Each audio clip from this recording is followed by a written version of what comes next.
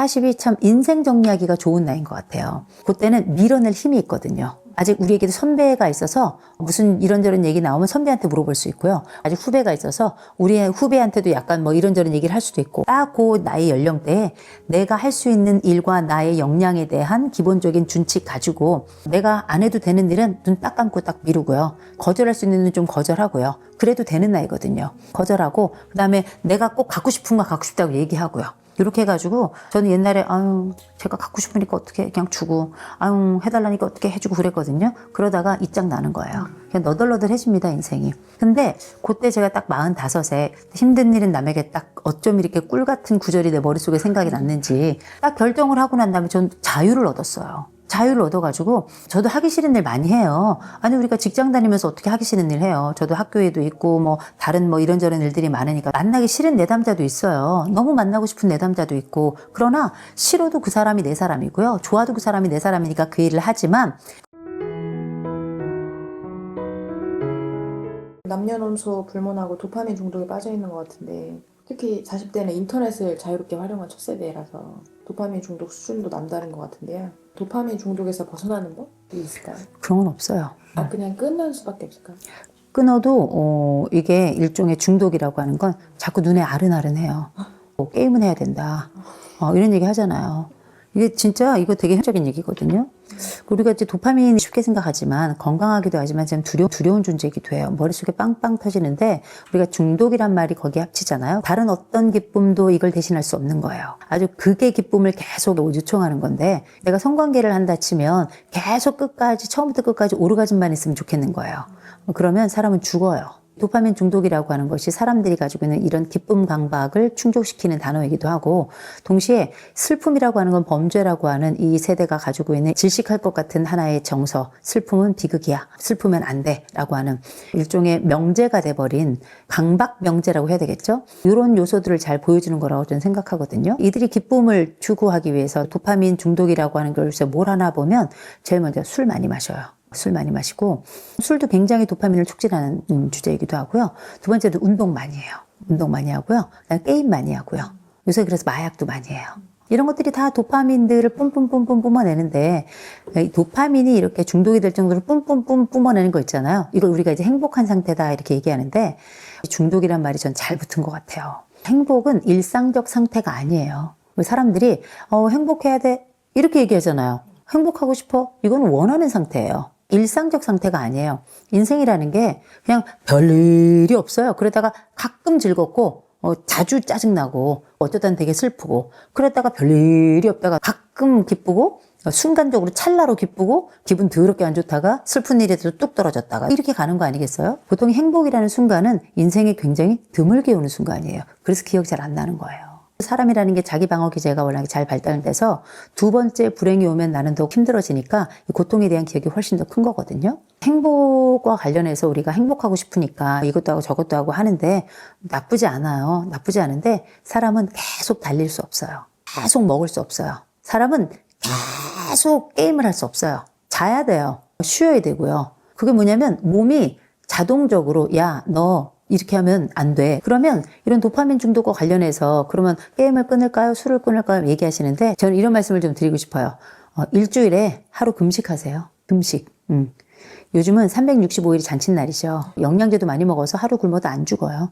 대신 당 있는 분들은 굶으면 안 돼요. 간헐적 단식 이런 얘기 하더라고요. 건강이나 다이어트를 위해서 한다 생각하는데 그게 아니라 도파민 중독의 핵심은 뭐냐면 낭비와 남용이에요. 삶과 시간과 그리고 내가 가지고 있는 심리적 자본 이런 것들을 다 남용하는 게 이 도파민 중독의 핵심인 거거든요. 근데 그 남용을 통해서 우린 정말 행복에 도달하냐? 그렇지 않아요. 멈출 수 없다면 때로는 강제적으로 이 과정을 좀 꺾어 놓을 필요가 있다. 그 중에 하나로 제가 제안하는 게 뭐냐면 금식이에요. 하루 종일 물만 마시는 거죠. 딱 하루만 24시간. 이건 간헐적 단식이 아니에요. 그냥 금식이에요. 하루 딱 날 잡아가지고요. 딱 금식하잖아요. 이 금식을 딱 하면 놀라운 일이 벌어져요. 머리가 맑아져요. 처음엔 배가 고픈데 나중에 머리가 맑아져요. 두 번째로는 내가 금식을 24시간 동안 잘 했다라는 것 때문에 내 마음속에 내가 잘 해냈구나라고 하는 이 성취에 대한 또 하나의 캐트리지가 올라가요. 어디 그뿐인지 아십니까? 이게 하나의 패턴으로 자리 잡잖아요. 내가 약간 성직자 같은 느낌이 있어요. 그래서 행동도 조심해요. 말도 조심하게 돼요. 왠지 아세요? 기운이 빠지거든요. 되게 중요해요. 도파민 중독은 계속 업 이 상태예요. 근데 하루 딱 굶어보잖아요. 그냥 바로 다운이에요. 처음에는 그런데 이거를 주기적으로 하면 정말 좋아요. 이상하게 금식하는 사람들은 왜 금식하나 보면 규칙적으로 일주일에 한 번씩 금식하는 사람들은 의도적으로 하거든요. 한때 우리나라 비건이 유행했었어요. 너나 할 것 없이 다 비건이래요. 우리나라는 비건이 얼마나 많은지 몰라. 그게 나중에 다 비겁이 돼가지고 다 겹겹이 고기 쌓아놓고 먹고 막 그랬었어요. 왜냐면 나 해보니까 비건 안 맞아. 왜냐면 비건도 굉장히 스펙트럼이 넓은데 그중에서도 뭐 제일 가벼운 거 해본다든지 다 좋거든요. 이거는 뭐냐면 일주일에 한 번 단식을 주기적으로 하는 사람들은 주로 뭐 하는 사람들이냐면 명상하고 이런 종교적으로 자기를 자주 비우는 사람들이 이렇게 일주일에 한 번씩 금식 많이 합니다. 일주일에 한 번씩 금식을 하면서 이 사람들은 뭐 하나 가만 생각해 보세요. 일주일에 한 번씩 금식하면서 나이트 가는 게 아니에요. 그동안은 뭐냐면 탑돌이 하고요. 일주일에 한 번 그 하루 비는 시간 동안에는 명상합니다. 이상할 정도로 배가 고파서 그런 것 같기도 해요. 이건 배고픔만이 아니에요. 마음을 비우면서 동시에 우리 영혼 안에 있는 켜켜이 갇혀 있는 마치 우리 핏줄 속에 혈관 속에 있는 콜레스테롤을 털어내듯이 삶에 있어서 이 무겁고 불편한 것들을 이렇게 좀 털어버리는 이런 정신정화 운동을 하고 있는 거라고 저는 생각을 하거든요. 그런 차원에서 보자면 일주일에 한 번 우리가 일상을 살아가면서 때로는 나를 조절하는 방법이 도파민 중독이라고 하는 거대한 담 앞에서 어렵다 판단될 때는 몸으로 먼저 시작했으면 좋겠다는 거예요. 일주일에 한 번 적어도 금식 한 번 해보면 좋겠다. 물론 일주일에 한 끼, 날짜와 요일, 아침, 점심, 저녁 중에 한 끼를 딱 정해놓고 그렇게 하는 것도 괜찮아요. 대신에 주기적으로 해야 돼요. 나와의 약속이니까. 그렇게 한번 하시잖아요.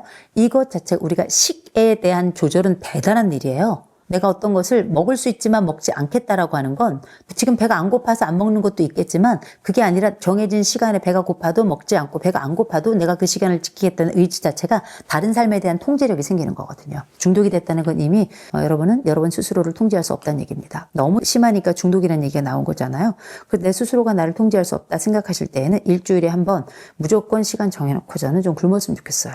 다이어트를 위해서가 아니라 나의 삶에 대한 일종의 필터링, 나의 삶에 대한 일종의 클리닝, 나의 삶에 대한 일종의 자기 점검이자 자기 돌봄을 위해서 그렇게 일주일에 한번 금식해 보시면 좋겠습니다. 마음이 왜 힘들어지는 걸까요? 마흔은 핑계고요. 원래 마음이 불편했던 거예요.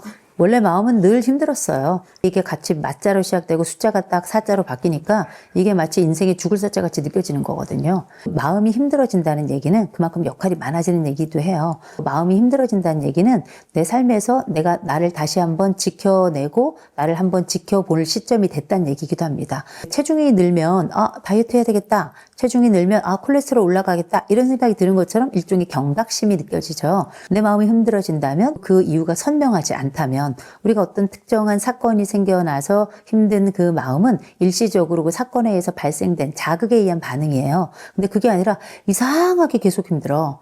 이상하게 계속 지치고 근데 그게 정말 마흔이 돼서 내 마음이 힘들 것까 생각해보면 나이가 원래 지칠 때도 된 거예요. 열심히 일해왔고요. 내가 가지고 있는 이 마음의 무게는 원래 그 정도 됐었는데 약간 체력이 더 떨어지면서 이런 마음 무게가 더 크게 느껴지는 거 아닌가 싶어요. 대신에 이런 마음의 무게가 계속 길게 느껴진다면 이건 우울감일 수 있어요. 우울감은 그냥 놔두면 우울증이 될 수 있습니다. 우울감과 관련해서는 나만의 좀 처방이 좀 필요해요. 처방 얘기를 하기 전에 마음이 이렇게 무겁게 느껴지나 그럼 몸이 무거워져서 그럴 수도 있어요. 몸이 무거워지면 이상하게 이 생활이 불편해지고 내 몸의 피로감이 더 많이 느껴지면 마음의 무게도 함께 늘어나는 거거든요. 마흔이 됐다는 얘기는 뭐냐면 나를 평가하는 눈이 많아졌어요. 위의 눈도 나를 내려다보고 아래 눈도 나를 쳐다보고 있고 내 자신의 눈도 나를 바라봐요. 너는 네 스스로 얼마나 이 사회 속에 성취했니? 라고 나한테 지속적으로 질문을 하기 때문에 이런 음성도 나에 대한 평가의 자의 목소리고 감독자의 목소리고 그 시선도 당연한 거거든요.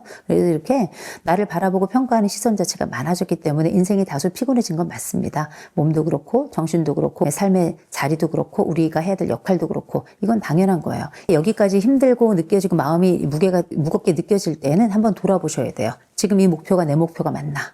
되게 중요해요. 내가 갑자기 이 목표가 맞나라고 얘기하면 어떻게 지금 내 이 목표가 안 맞으면 뭐 그만두라는 얘기야? 이런 얘기가 아니고요. 내가 지금 가지고 있는 이 일, 추구하고 있는 이 목표가 지금 내가 지금 하고 있는 내 인생 여정하고 이 핀트가 맞나. 그래서 내가 헛다리를 짚고 있는 건 아닌가. 이런 게 있잖아요. 그런 핀트가 잘 맞는지를 한번 확인해 보는 거고, 혹시 핀트가 안 맞춰진다면 이걸 핀트를 어떻게 맞추면 좋을까? 라고 해서 약간 그 방향을 조정해야 되는 시점이 왔다고 생각해 보셔도 될 것 같아요. 그래서 이걸 약간 조정해서 그럼 괜찮아. 아주 나이스인 거죠. 또 한 가지는 우리가 이 시점이 왔을 때 이 사람들의 요구가 많아질 때가 있어요. 요구가 많아지면 나도 모르게 다 모든 일이 나에게 와 있어요. 그런 일이 많잖아요. 또 역할이 많고 위아래로 해결해야 될 일이 많으니까. 그래서 뭐 해야 되냐면 이때는 자기 일에 대한 경계를 정하셔야 돼요. 그래서 제가 정말 자부하면서도 욕을 많이 먹고 있는 항목 중에 하나가 제 인생의 좌우명이에요. 제 인생의 좌우명이 제 카톡문에 뭐라고 나와 있냐면 힘든 일은 남에게 이렇게 써 있어요. 힘든 일은 남에게라는 게 많은 분들이 아니 어떻게 다른 사람을 돕는 직업을 가지고 있는 사람이 어떻게 그런 얘기를 할 수 있습니까? 좀 상처받았습니다. 이런 분들도 계시거든요. 저는 상처받게 그냥 놔둬요. 왜냐하면 저의 취지는 뭐였냐면 다른 사람 일까지 다 떠맡아서 하더라고요. 어느 순간 보니까 이건 아니다. 그래서 제가 아이들 크면서 딱 40대 중반에 제가 그 결정을 한 것 같아요. 이 힘든 일은 남에게라는 단어를 내 일이 아닌 건 그 사람에게 넘기고 할 수 있다면 내가 도움을 받을 수 있는 일은 최대한 도움을 받아서 다른 사람의 요청을 받아서 그 사람에게 또 공을 돌리고 내가 딱 해야 될 요건이 어디까지고 내 에너지 수준이 어디까지인지 알아가지고 거절하는 거예요. 그렇게 정리하는 거고 이게 되게 중요하더라고요. 40이 참 인생 정리하기가 좋은 나이인 것 같아요. 그때는 밀어낼 힘이 있거든요. 아직 우리에게도 선배가 있어서 무슨 이런저런 얘기 나오면 선배한테 물어볼 수 있고요. 아직 후배가 있어서 우리 후배한테도 약간 뭐 이런저런 얘기를 할 수도 있고 딱 그 나이 연령대에 내가 할 수 있는 일과 나의 역량에 대한 기본적인 준칙 가지고 내가 안 해도 되는 일은 눈 딱 감고 딱 미루고요. 거절할 수 있는 일은 좀 거절하고요. 그래도 되는 나이거든요. 거절하고 그다음에 내가 꼭 갖고 싶은 거 갖고 싶다고 얘기하고요.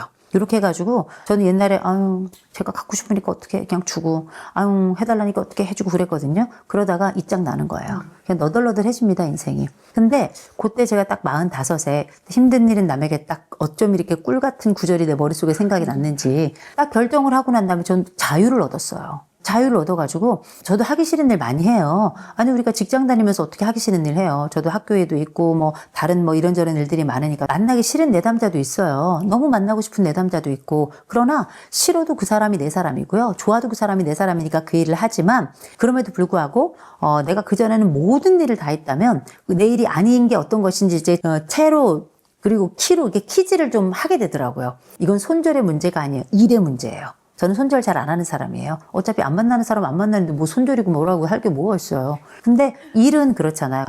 내가 내 주제를 알아야 되겠다. 내 주제꼴을 좀 알아야 되겠다. 할 수 없는 걸 못한다 말해야 되겠다. 부끄럽지만.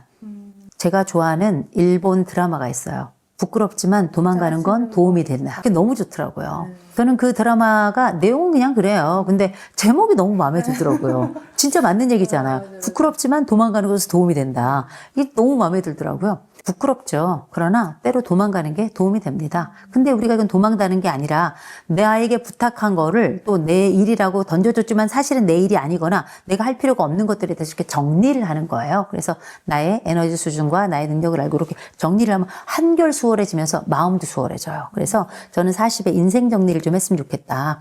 그러면 인생 정리하면 머리가 골재 아파지잖아요. 또 그려? 인생 곡선을 막 그려가지고 그래. 너는 20대 해가지고 나 40대 뭐래? 그렇게 할 필요 없고. 제가 늘 하는 겁니다. 40대에 인생 정리를 잘하고 싶으면 제일 먼저 책상 정리부터 하면 돼요. 내 책상, 우리가 요새 필통은 안 쓰니까 내 사무실의 책상이나 아니면 집의 책상, 딱지 책상, 서랍 요것만 정리를 해도요. 내가 마치 인생의 일부가 정리가 되는 느낌이에요. 응답하라 1988에 보니까 덕선이가 자지마 독서실에 가가지고 청소를 쫙 해요. 그 다음에 자더라고요. 근데 그게 덕선이에요. 어쨌든 독서실 갔고 정리했고 내가 독서실 안 간 것도 아니고 인생에 공부를 한 거죠. 잠이라고 하는. 그것도 괜찮다고 생각하거든요. 너무 대단한 정리를 한꺼번에 할 건 아니지만 이런 소소한 인생 정리를 할 줄 아는 사람들은 내 인생에도 정리를 할 수 있다고 저는 생각해요. 책상 정리하는 사람은 인생 정리할 수 있다. 옷 정리하는 사람은 인생도 정리할 수 있다. 그리고 이런 정리하는데 40이 제일 좋은 이유는 뭐냐면 이 40이 된다는 건 더 이상 20대의 옷을 입을 수 없다는 얘기다. 40이 된다는 얘기는 우리가 알고 있는 몸도 다른 몸이 된다는 걸 알고 있다는 얘기다. 우리가 알고 있는 이 사람에 대한 것도 이 돈에 대한 것도 전반적으로 이렇게 어느 정도는 아우르고 거기에 대한 눈을 가지고 있고 평가를 받기도 하지만 평가도 하는 이런 아주 다채로운 역할을 하고 있는 이때이기 때문에 인생 정리하기 가장 좋다라고 말씀드리고 싶어요.